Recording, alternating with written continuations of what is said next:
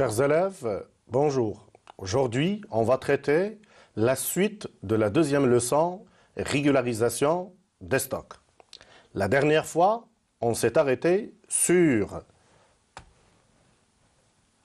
le deuxième point, qui est le calcul et la signification de la variation des stocks. Alors, pour la réalisation de l'ensemble des calculs, on avait prévu un exemple. Je vais le rappeler dans le cadre de cette séance.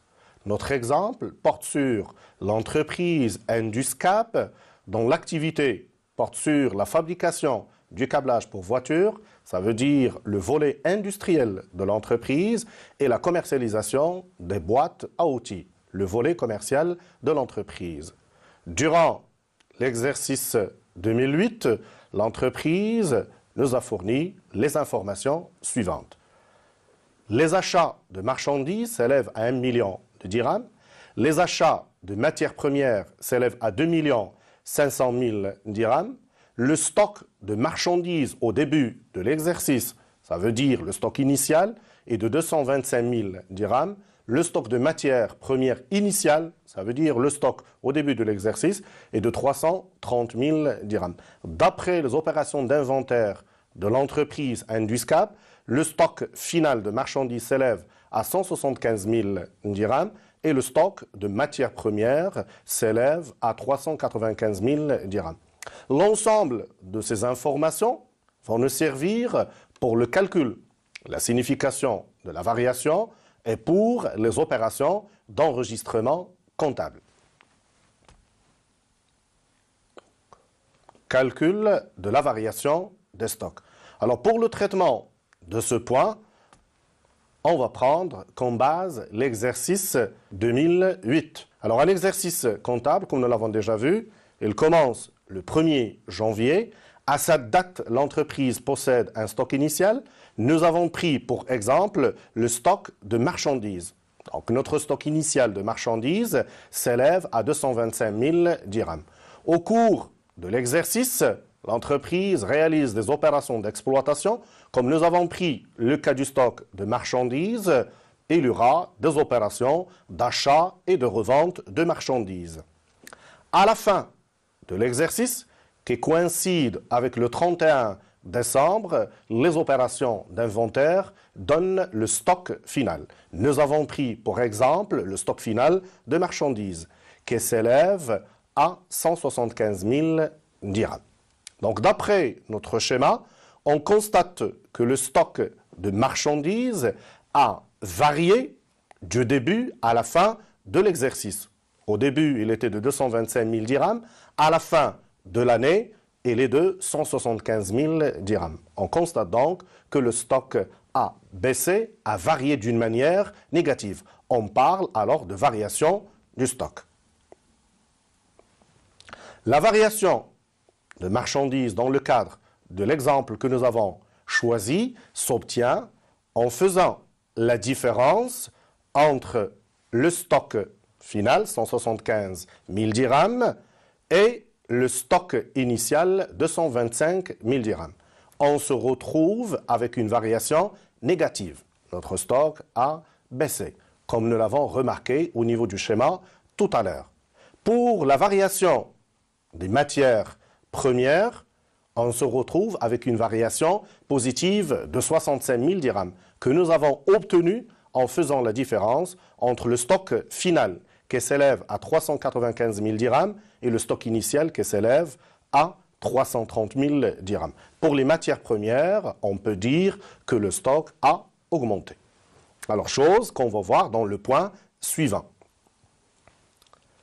Alors, variation du stock, d'une manière générale, quelle que soit la nature du stock, qu'il soit un stock de matières premières, de produits finis ou de marchandises, est égal au stock final moins le stock initial.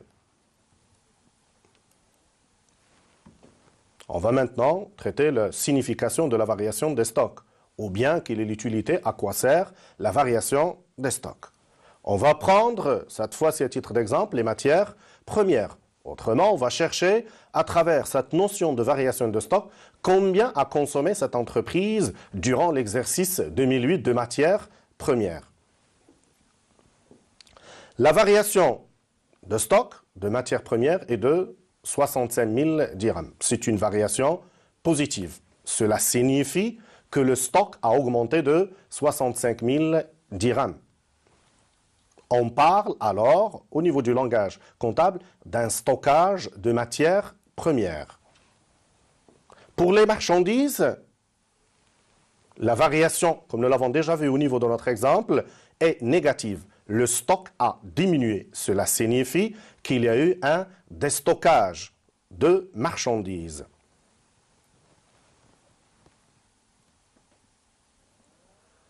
Alors, l'utilisation de la variation des stocks. Je vais prendre à titre d'exemple les matières premières et on va chercher ensemble la consommation des matières premières. La consommation des matières premières est obtenue selon la formule suivante. 330 000 dirhams correspond au stock initial, 2 500 000 correspond aux achats de la période, 395 000 correspondent au stock final. Donc, pour avoir la consommation, d'abord, c'est ce que nous avons au départ, c'est le stock initial, plus les achats, moins le stock final. Cette formule, on peut l'écrire de cette manière. Les achats, 2 500 000, moins donc, le stock final, plus le stock initial, 330 000 dirhams. Aussi, on peut écrire cette formule de cette manière. 2 500 000 dirhams, c'est toujours les achats, moins, entre parenthèses, 395 000 dirhams, 330 000 dirhams, c'est le stock initial. 395 000 moins 330 000 dirhams correspond à la variation des stocks, chose qu'on va voir au niveau de la présentation suivante. Alors, 2 500 000 correspond aux achats de matières premières, alors que les 395 000 moins 330 000 dirhams correspondent à la variation des stocks. Ce qui signifie, en règle générale, la variation des stocks permet, avec évidemment les achats, de déterminer la consommation d'une période. Alors, à partir de l'exemple qu'on vient de voir, on peut généraliser pour obtenir la formule générale des achats consommés de matières et de fournitures. L'achat de matières et de fournitures moins la variation des stocks. Dans notre cas, les achats consommés s'élèvent à 2 500 000 dirhams, moins la variation qui est 65 000 dirhams. Ça nous donne une consommation annuelle de matières et de fournitures de 2 435 000. Autrement, au titre de l'exercice 2008, l'entreprise a consommé 2 435 000 dirhams de matières et de fournitures. Maintenant, on va passer au cas des marchandises. La même formule est reprise, sauf que on parle de marchandises et non pas de matières. L'achat revendu de marchandises s'obtient en faisant la différence entre l'achat de marchandises et la variation des stocks des marchandises. Dans le cadre de l'exemple que nous avons choisi pour vous, l'achat revendu des marchandises s'élève à 1 million, c'est l'équivalent des achats de marchandises de la période, moins la variation des stocks.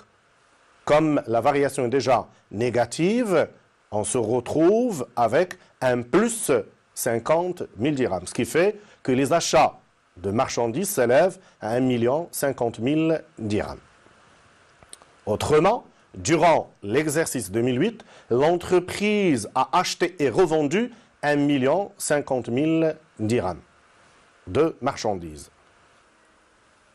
Alors, au niveau de ce point, on va passer à l'enregistrement comptable. Alors, comme nous l'avons déjà vu, il y a un stock initial et un stock final pour chaque catégorie de stock. Pour les matières premières, les marchandises ou les produits finis. Comptablement, le stock initial doit être annulé au début de chaque exercice. Pour nous, c'est le 1er janvier. L'annulation se fait en utilisant deux comptes. Un compte de variation qui doit être débité et un compte de stock qui doit être crédité. Le compte de variation dépend de la nature de stock. Par exemple, variation des marchandises, variation des matières premières, variation des produits finis. Et le compte de stock, la même chose. Ça peut être marchandises, ça peut être matières premières. chose qu'on va donc illustrer dans l'exemple suivant. Alors la variation, donc notre stock initial de marchandises est de 225 000 dirhams, on débite 6114 variations de stock de marchandises. Pour la matière première, on débite 6124,1 variations des stocks des matières premières. Et on crédite les comptes de stock correspondants. Pour les marchandises, on crédite le compte 3111 marchandises de 225 000, la valeur du stock initial. Et pour les matières premières, on crédite 330 000 dirhams. Alors maintenant vient la deuxième étape, c'est la constatation du stock final. Le stock final doit être constaté à la fin de chaque exercice, à savoir le 31 décembre, en utilisant les comptes suivants. Un compte de stock doit être débité et un compte de variation doit être crédité. On va illustrer ça avec un exemple. Le stock final de marchandises s'élève à 175 000 dirhams. On débite alors 3111 marchandises. Celui de matières premières s'élève à 395 000. On débite alors 3121 matières premières. Et en contrepartie, on crédite le 6114 variations de stock de marchandises pour le même montant que celui du stock final, 175 000, et la même chose pour la variation de stock de matières premières, 395 000 dirhams. Alors, en guise de conclusion, on va voir la situation de notre compte de variation. Le compte de variation de marchandises a été utilisé deux fois, débité au début de l'exercice de 225 000 dirhams et crédité de 175 000 dirhams à la fin de l'exercice. Nous avons un solde débiteur. Tout à l'heure, on avait vu que la variation des marchandises est une variation négative, donc une diminution de stock. Comptablement, cette variation, quand elle est négative, elle correspond à un solde débiteur. Pour les matières premières, nous avons dégagé, comme vous le voyez, un solde créditeur, le crédit supérieur au débit. Tout à l'heure, on avait vu que s'il s'agit d'une variation positive, ce qui correspond, de point de vue comptabilité, à un solde créditeur. En résumé, la variation, quand elle est positive, elle est interprétée comme un solde créditeur. Quand elle est négative, elle est interprétée comme un solde débiteur. Donc maintenant, on va voir une application pour traiter les éléments de cours que nous avons vus auparavant. Notre application porte sur une entreprise, exactement l'entreprise Estoc, qui nous fournit les informations au 31 décembre. Les informations, comme vous les voyez, sont au niveau de la balance avant un inventaire. Remarquez bien que le compte 3121 matières premières et le compte 6114 variation des stocks de marchandises figurent avec une couleur différente. Ça, on va le voir après. Et puis, nous avons les informations d'inventaire qui concernent les stocks de fin d'exercice. Alors, on va voir maintenant les questions concernant notre application. La première question, dans la balance avant inventaire, indiquez quels sont les montants correspondant aux stocks initiaux. Alors, pour les matières premières, la valeur du stock initial figure au débit du compte 3121 matières premières. Donc, notre stock initial s'élève à 350 000 dirhams. Pour les marchandises, la valeur du stock initial figure au débit du compte 6114, variation des stocks de marchandises. La deuxième question, que signifie l'existence du compte de variation dans la balance avant inventaire? Un compte de variation, quand il existe dans une balance avant inventaire, ou quand il figure dans la balance avant inventaire, cela signifie tout simplement que l'écriture d'annulation du stock initial a été faite au 1er janvier. Pour la question B, que signifie l'existence de compte de stock dans la balance avant inventaire? Un compte de stock, marchandises, matières premières, produits finis, quand il figure dans la balance avant inventaire, cela signifie tout simplement que l'écriture d'annulation n'a pas été faite au 1er janvier. Alors, on va voir maintenant l'enregistrement comptable des écritures concernant les stocks. Alors pour les matières premières, dans la mesure, comme on vient de le constater, le stock initial n'a pas été annulé, on est obligé de passer par deux écritures. L'annulation et la constatation du stock final. Les deux écritures doivent être passées au 31 décembre, bien que normalement la loi nous oblige à passer l'écriture d'annulation au 1-1 de chaque exercice. Donc au 31 décembre de l'année 2008, on doit annuler notre stock initial en débitant le compte de variation des stocks de matières premières et en créditant le compte matières premières pour le même montant, à savoir 350 000 dirhams. Puis, on passe à la constatation de l'écriture concernant le stock final. On débite le compte 3121, matières premières, pour la valeur du stock final, 180 000 dirhams, et on crédite le compte de variation 6124.1, variation des stocks de matières premières, pour la même somme.